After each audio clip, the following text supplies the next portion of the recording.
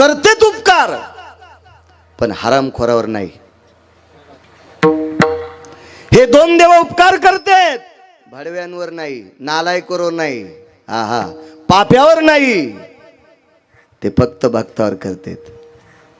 भक्ता राखे पाया पाशी. आई वडील जसे स्वतःच्या लेकराकडे चांगल्या दृष्टीने पाहतात, तसे काशीतले मालक आणि पंढरपुरातले मालक त्यांच्या पण पोटात खिचडी शिजती.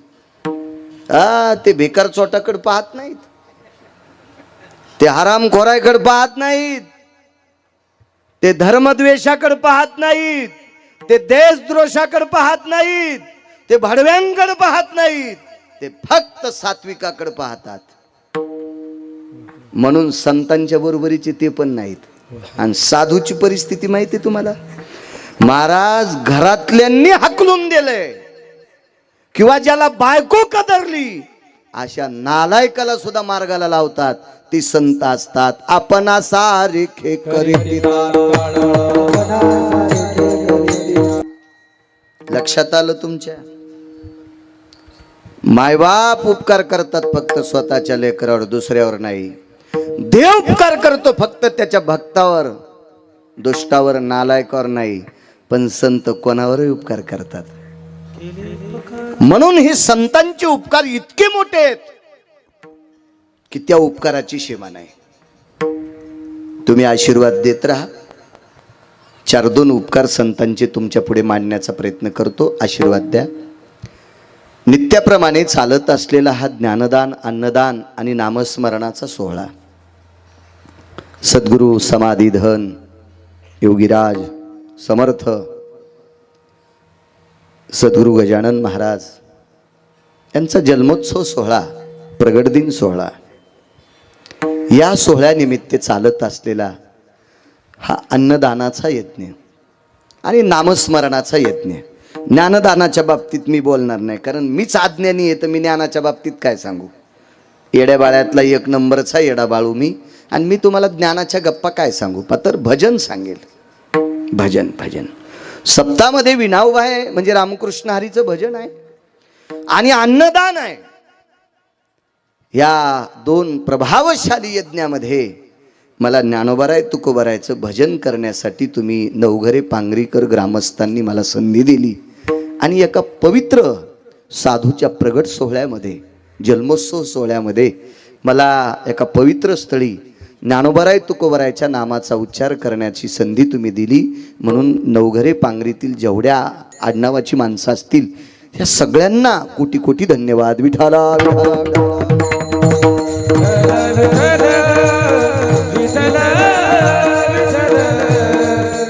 माझ्या सद्गुरु गजानन बाबांच्या चरणी साष्टांग दंडवत करतो, प्रणिपात करतो.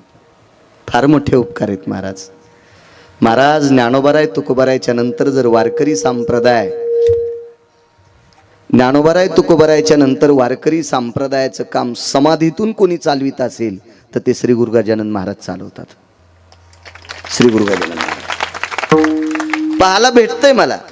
एखादा पुढारी जर उभा राहिला तर ते 10-5 गावात टाळच वाटीन, पकवादच वाटीन, पण तितक्या पुरतं. आपण काय त्याला पण वाईट म्हणणार नाही, कारण राजकारणाला वाईट म्हणायचा प्रकाशराव आपल्याला काय अधिकार आहे. आपल्याला सरपंच होता येत नाही, ग्रामपंचायतचं सदस्य मला होता येत नाही, मी झालो बी नाही आणि प्रयत्न करणार नाही. मी पंढरपुरातल्या मालकाचा सेवक आहे, मी कशाला बाकीचा अंगाला चिटकून घेऊ. विठाला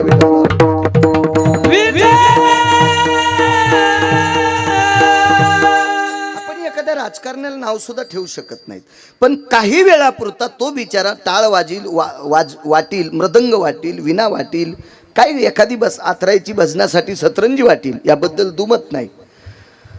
पण ज्यावेळेसपासून संस्थांची स्थापना झाली त्यावेळेसपासून अविरत टाळ मृदंगाची महाराष्ट्रभर, महाराष्ट्राच्या बाहेरून जरी वारकरी आले तरी त्यांना भजन करण्याचं साहित्य वाटणारं पृथ्वीवर जितके देश आहेत या सर्व देशात एकमेव जर कोणतं केंद्र असेल तर ते फक्त शेगाव आहे. याच्या पलीकडे कोणते उपकार घेता महाराज. हे समाधीतनं सद्गुरु गजानन महाराजांचे नामाचा प्रचार वाढवण्याचे हे उपकार आहेत आपल्यासाठी. विठाला विठाला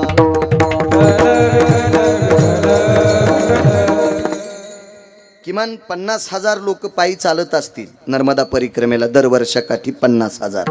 त्याच्यात महा एक नंबर यावर्षी लागला होता. तर त्याचं कारण सांगतो, सद्गुरू गजानन महाराजांचे किती उपकार येतात. आता काही संस्थांना एखाद्या वेळेस त्या थर्माकोलच्या गाद्या असतात झोपायला, ह्या अशा गाद्या, पण एखादं साधं संस्थान असतं ते अंथरायला देत नाही. पण संकल्प ओंकारेश्वरून सुटला रे सुटला की सद्गुरू गजानन महाराजांचं संस्थान प्रत्येक परिक्रमा करणाऱ्याला आथरायचं देऊन टाकते. दरवर्षी 50 ते 70 80 हजार लोकांना संस्थान आथरायला देते परिक्रमा करणाऱ्या लोकांना. किती उपकार घेता तुम्ही. हे उपकार सद्गुरू गजानन महाराजांचे. विठाला परिक्रमा करत असताना परिक्रमेतला फोटो पाहत असताना ती पांढरी पुटुळी लेवाटी आमच्या पाठीवर अडकलेली तुम्हाला दिसत होती का? कारण एखादा परिक्रमा करणारा खड्यात जरी झोपला तरी त्याला खडे टोचू नये इतका नरम बिछाना देणारं शेगाव संस्थान आहे. हे महाराज आमच्यावर झालेली संतांचे उपकार आहेत. विठाला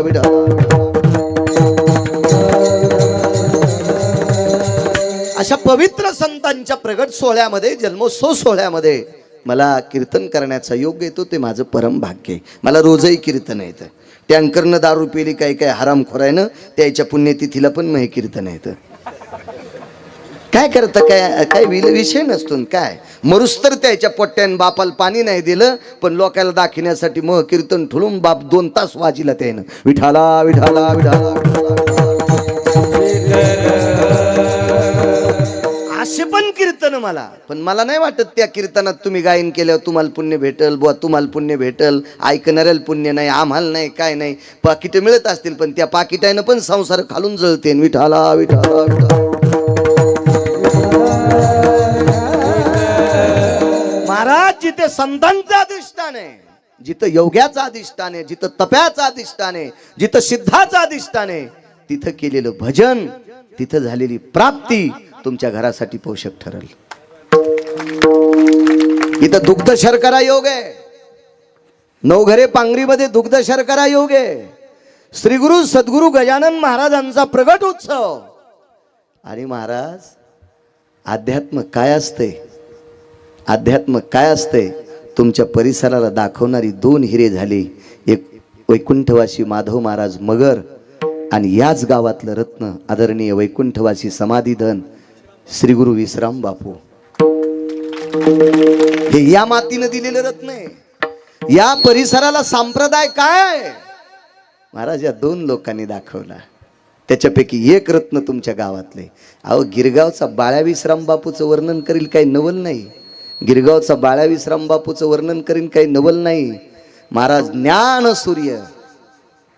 ज्ञान सूर्य धर्म भास्कर वैकुंठवासी वक्ते बाबा सुद्धा वर्णन करायचे. एवढा मोठा अधिकार विश्राम बापूंचा होता. आणि तुम्ही त्या गावातले माणसं आहेत आणि त्या मातीत मला भजन करण्याचा योग येतोय. हे माझं सुद्धा भाग्य आहे. विठाला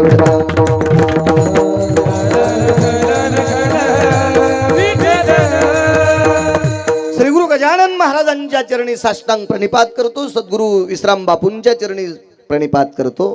तुम्हा श्रोत्यांना साष्टांग दंडवत करतो. मृदंगाचार्य गुणीजन मंडळी मस्तक माझा पायावरी या वारकरी संतांच्या आज अश्विनी ट्रेडिंग कंपनीचे सर्वा प्रकाशरावजी बीडकर सुद्धा आडत दुकानदार सोबत आले, त्यांनाही धन्यवाद. पंकज सुद्धा आलेला आहे. आधी करून हरिभक्तीपरायण महाराज दत्तात्रय महाराज सुद्धा आहेत, त्यांना सुद्धा धन्यवाद प्रणाम. तुम्हा गावकऱ्यांच्या वतीनं, विश्वस्तांच्या वतीनं, यजमानांच्या वतीनं, संस्थांच्या वतीनं माझ्याशी संपर्क करत असलेली गायी नक्षत्रातली या परिसराला लाभलेली बुलंद तोफ आदरणीय गणेशजी महाराज जटाळे, गोड आवाजाची तोफ आहे. ते तारखेशी संपर्क करत होते. मला वाटते 7-7.5 महिन्यापूर्वी तारीख घेतली होती. ते लिहिण्यात मागं पुढं झालं, पण गजानन महाराजांची विश्राम बापूची कृपा बाळू महाराजाला कट नाही केलं. विठाला विठाला विठाला.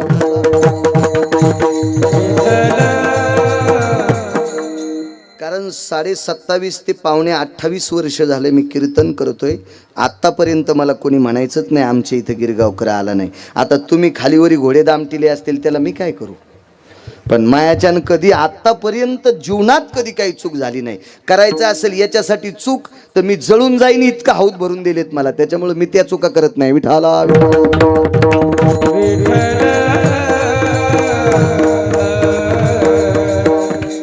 महाराजांची माझ्यावर कृपा आहे, श्री गुरु विश्राम बापूंची कृपा आहे, तुम्हा गावकऱ्यांची कृपा, मला येण्याचा योग झाला. तुम्हाला धन्यवाद देतो. गणेश महाराज या ठिकाणी उपस्थित आहेत, त्यांनाही धन्यवाद प्रणाम. त्यांच्यासोबत चाल म्हटलेले आदरणीय भागवत महाराज आहेत, बाजूचे महाराजांचेच विद्यार्थी मला वाटते, आणि विनेकरी चोपदार आदी करून सर्वांना प्रणाम करतो. माझ्या अभंगावर येतो.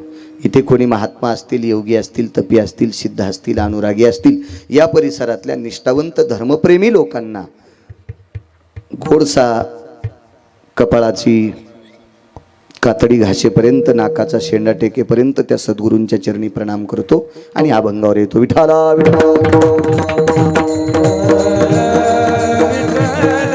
काय सांगू आता संतांचे उपकार मज निरंतर जागविती. किती मोठे संत, किती मोठे आहेत.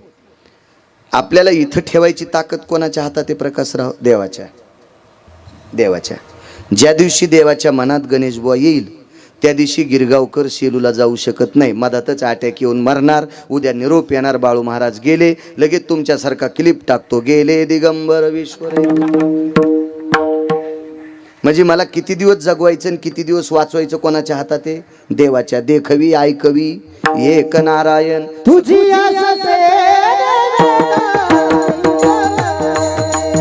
ही त्रिभुवनामध्ये विश्वाच्या बापासारखा जगात कोणी मोठा नाही. त्याच्यावर पण उपकार संतांचे. ऐका पुढे. श्रुती नावाची पत्रकार आली आणि देवाला ठासून प्रश्न केला, संध्याकाळी जेवायला नसलेल्या वारकऱ्याला सोन्याचं गाव कशा करता दिलं? श्रुती पत्रकार आहे, हुशार पत्रकार आहे, तात्विक पत्रकार आहे, कोणाच्या बापाला न भेटणारी पत्रकार. जगात पहिली कोण असेल तर श्रुती नावाची पत्रकार. विठाला एखादी श्रुती नावाची बाई मानतात ती नाही, हा ही पुराणातली श्रुती मानतोय मी. पुराणातली श्रुती पहिली पत्रकारित्व कोणी केलं असेल तर श्रुती. श्रुती या शब्दाचा अर्थ वेदाची कीळ, शास्त्राची कीळ, पुराणाची कीळ आणि तत्ववेत्यांची वाणी, तिला श्रुती म्हणायचं. आणि या श्रुतीनं देवाला विचारलं, देवा संक्रांतीच्या दिवशी ज्याच्या बायकोला साडी नेसायला नाही, अंगावर फाटकी साडी आहे, शरीर दिसतंय, लाज वाटती, याच्याकरता ती अंधारात देवाला वाण देऊन येते. इतक्या परिस्थितीत जीवन जगणारा वारकरी, त्याला गाव सोन्याचं दिलं आणि त्याला मसनवाटा पण सोन्याचा दिला. हे कशा करता केलं देवा? कशा करता केलं देवा? काय गरज होती तुम्हाला एवढं? ठीक आहे, तो तुमचा भक्त आहे, ते तुमचं भजन करतोय, त्याला बंगला द्या, हवेली द्या, त्याचं स्वतःचं घर सोन्याचं करा, पण त्याच्या गावातल्या गाईला पण साखळ्या सोन्याच्या, त्या वारकऱ्याच्या गावातल्या म्हशीला साखळ्या सोन्याच्या, त्या गावातल्या राजा होता, त्या राजाला हत्ती होता बसायला, त्या हत्तीला बांधायला साखळी सोन्याची. देवा हे कशा करता? महाराज श्रुती श्रुती होती. परमेश्वरानं विटेवरच्या मालकानं द्वारकाधीश जगदानंद कंद जगतपतीनं श्रुतीला सांगितलं, माय बस सांगतो तुला. आणि श्रुती खाली बसलेली आहे. विटेवरच्या मालकाने द्वापार युगात जगदानंद कंद जगतपती द्वारकाधीशानं सांगितलं, श्रुती मी फक्त गाव सोन्याचं दिलंय, उरलेल्या सोन्यात मसनवाटा सोन्याचा केलाय. मला जर ते वारकरी म्हणले ना आमच्या परिसरातले सगळे गाव सोन्याचे करा, तर मी ते सुद्धा करू शकतो, पण तितकं केले. श्रुती म्हणली मला इतकंच खटकतंय. तुम्ही उदार आहात ते मी मान्य करते, पण एवढं केलं काय त्या वारकऱ्यानं तुमच्यासाठी? भजन तर जगात खूप वारकरी करतात. काय भजन करणारे काय कमी लोक झालेत का? जीवनभर भजन केलंय, मग त्यांना गाव का नाही दिले? देवानं सांगितलं, श्रुती मी सोन्याचं गाव ज्या वारकऱ्याला दिलंय का, त्याच्यामुळेच मी श्रीमंत झालतो, म्हणून मी त्याला श्रीमंत केलंय. मला श्रीमंत करण्याचीच उपकार त्या वारकऱ्याचे आहेत. त्यानं जर मनात नसतं आणलं तर मी भिकारी झालो असतो, आणि मी जर भिकारी झालो असतो तर त्याला धोतर देऊ शकलो नसतो. मला श्रीमंत करण्याचे उपकार त्या वारकऱ्याचे आहेत, त्याची परतफेड म्हणून मी त्याला सोन्याचं गाव दिलंय. काय देवावर उपकार असतील? त्या वारकऱ्याचं नाव सुदामदेव. त्या वारकऱ्याचं नाव सुदामदेव. आपली लोक भागवतात सांगतात, आता ऐका बरं का, काय सुदामदेवाला हरभरे दिले बरं का, आमते हरभरे सुदाम देवानं एकट्यानं खाल्ले बर का. देव म्हणले तू बेकारी होशील रे. असं नक सांगू जाऊ, सुंबळ्या मरतील माणसं तुया पुढचे. देव सुदाम देवाला भिकारी होशील असा शाप देतील? नाही नाही नाही नाही नाही. आणि सुदाम देव एकटे हरभरे खातील? ते तुमच्या माझ्यासारखा माणूस आहे का? सुदाम देव आहे, सुदाम देव ते असं कधीच करणार नाहीत. महाराज, देवाला कोणी श्रीमंत केला असेल तर ते सुदाम देवाने केले. दुर्वास नावाची व्यक्ती होऊन गेली. देवावर उपकार संतांचे. म्हणून मालक म्हणले काय सांगू आता, पुरावा देतो तुम्हाला. देवावर उपकार संतांचे. 5 अत्यंत रागीट लोक आहेत, अत्यंत रागीट ऋषी आहेत. शीघ्र कोपी म्हणायचं त्यांना, अत्यंत रागीट. त्याच्यापैकी दुर्वास होते, पंकज एक जमदग्नी होते. 3 घरी गेल्यावर बघा, तुम्ही चांगले लोक वाची जा, म्हणजे आमचे लोक तुम्हाला चांगलं सांगत राहतील. गप्पा ऐकायचं नका, मानसिकता ठेव. सटाक्याना काय ऐकू, इतके सटके देईन तुम्हाला. कीर्तनात चांगलं ऐकायची मानसिकता ठेवत जा. विनोद ऐकायचा असेल तर तुमच्याकडे असे मोबाईल आहेत, कपडे सोडून हसताल इतके त्याच्यात विनोद आहेत. कीर्तनातून अपेक्षा करत जाऊ नका विनोदाची, हसत जावा. मंडपाला जितकी झालर आहे तितका विनोद असावा. जेवणात लोणचं किती असते तितका विनोद असावा. भाजी पोळी इतका जर विनोद असेल तर त्याला कीर्तन म्हणता येत नाही, त्याला तमाशा म्हणावा लागेल. विठाला विठाला.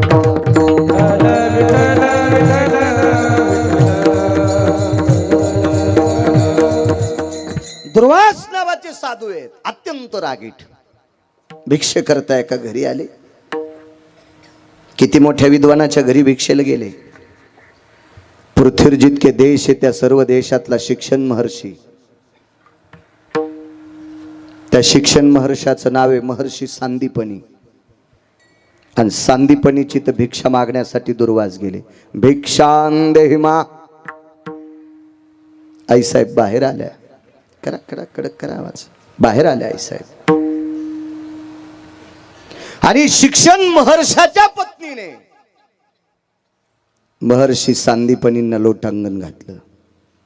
गुरुवर्य हे माफ करा, गुरुवर्य माफ करा, तुम्हाला देण्यासाठी आमच्याकडे काही नाही. ठीक आहे माय, येतो मी. दुर्वास निघाले दुर्वास. काय सांगू आता संतांचे उपकार. निघाले दुर्वास. महाराज, दुर्वासाने जर मनात आणलं असतं तर आश्रमाची राख झाली असती, राख. इतकी दुर्वासाची ताकद. पण दुर्वासाला माहित होतं 7वी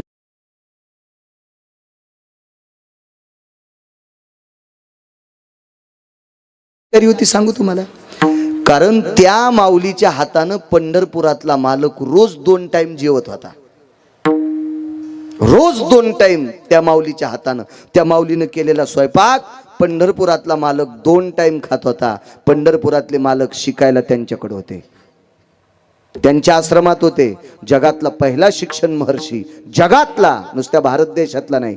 आतळ वितळ सुतळ तळातळ महातळ रसातळ पाताळ शिवलदीप कौसदीप शाल्वदीप. आपण ज्या दीपात राहतो तो कोणता दीप? जम्बूदीप. या 7 दीप, नवखंड पृथ्वी. या सर्व पृथ्वीवरचा शिक्षण महर्षी कोण असेल तर महर्षी सांदीपनी, ज्यांच्याकडे जगाचा बाप शिकायला होता. आणि तिथंच खाऊन. त्याच्याकरता दुर्वासांना माहित आहे ही माऊली खोटं नाही बोलणार, आणि ते बोलल्या सुद्धा नाही खोटं. दुर्वास असे छत्रपती शिवरायांच्या प्रतिमेपर्यंत तितका अंतर दुर्वासांनी कापलं.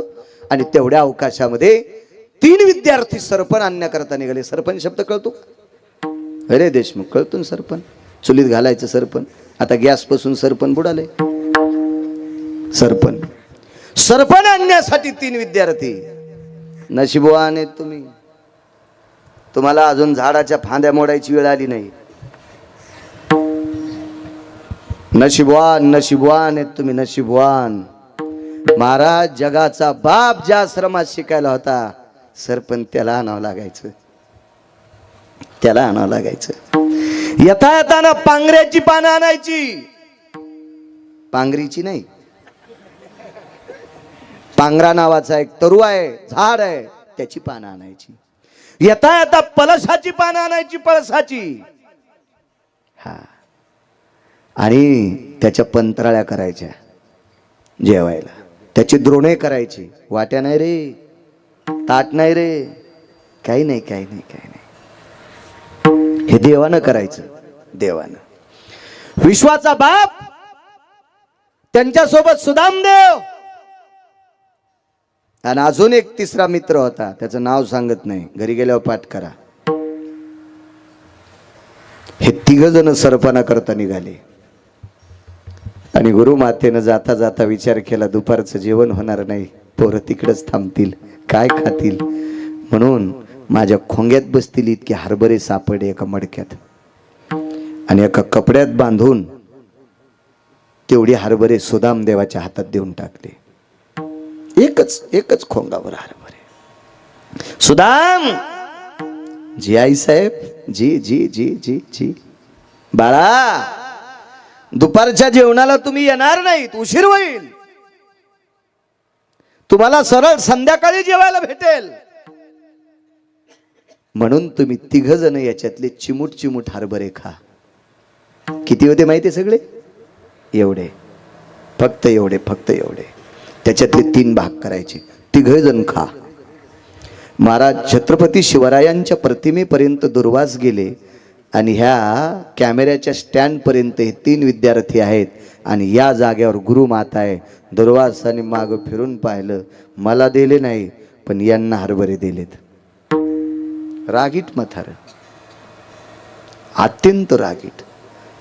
जमदग्नी किती रागीट या 5 लोकांपैकी, किती किती रागीट, किती रागीट.